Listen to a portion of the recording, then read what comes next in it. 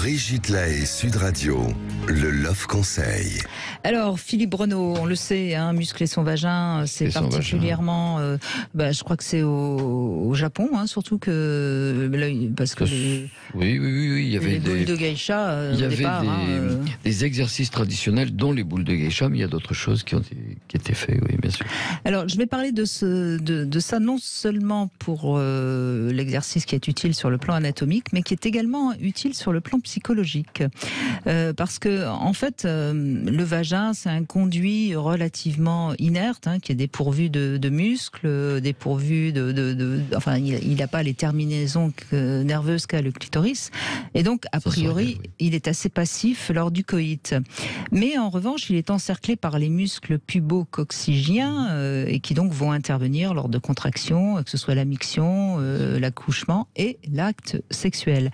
Et lorsqu'une femme prend conscience de son vagin, justement, et qu'elle sait bien utiliser ses muscles pubo-coccygiens, non seulement elle peut enserrer le pénis de son partenaire, mais elle peut aussi obtenir plus facilement une jouissance. Et c'est ça l'intérêt de muscler son vagin. Pas seulement pour faire plaisir à son homme, comme le faisaient à l'époque les geishas, mais aussi pour être plus partie prenante, si je puis dire, dans le rapport sexuel. Mais Master et Johnson avaient montré une chose essentielle. Donc c'est eux qui inventent la sexologie moderne dans les années 1960-65. Ils ont montré une chose. À l'époque, c'était des couples avec des Américains de ces années-là. Les femmes étaient extrêmement passives. Dans la culture judéo-chrétienne occidentale, une femme est passive et un homme agit sur elle. Et ils s'étaient rendus compte que c'était en leur permettant d'être active qu'ils transformaient le couple. Et ça en fait partie. Il connaissait peut-être pas ces pratiques. Il le disait un petit peu. Bon, alors je vais juste comme ça vous expliquer assez sommairement, évidemment, puisqu'on est à la radio.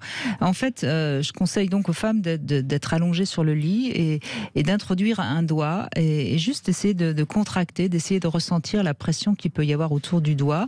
Alors si vous la sentez, c'est que vous êtes dans le vrai, mais parfois c'est nécessaire de commencer avec un kiné ou une sage-femme, et je préfère le doigt au jouet parce que je trouve que ça permet de mieux ressentir, justement. Je sais que si vous avez du mal à l'idée de mettre un doigt dans votre vagin, à ce moment-là, utilisez peut-être un objet, mais franchement, c'est beaucoup mieux. Et alors, au début, il faut contracter 5 à 6 secondes, vous relâchez, vous recommencez, et puis, à force de faire ce petit exercice quelques minutes régulièrement, et 1 ou 2 minutes, ça suffit largement, vous verrez, vous obtiendrez des résultats. En revanche, il faut le faire assez régulièrement, je dirais au moins 3-4 fois par semaine.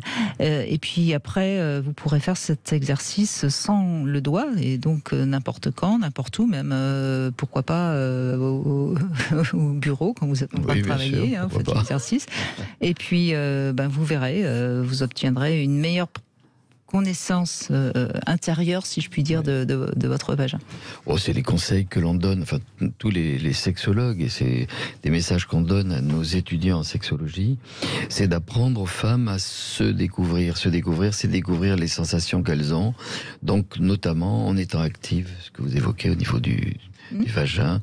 Et c'est vrai que le doigt est un très bon réceptacle tactile parce que vous le sentez des deux côtés.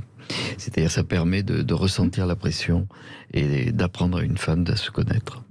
Et avec un peu d'expérience, on arrive même à sentir la texture interne du vagin. Enfin, c'est vraiment une prise de conscience psychique, si je puis dire, de cette partie du corps qui est souvent totalement ignorée des femmes.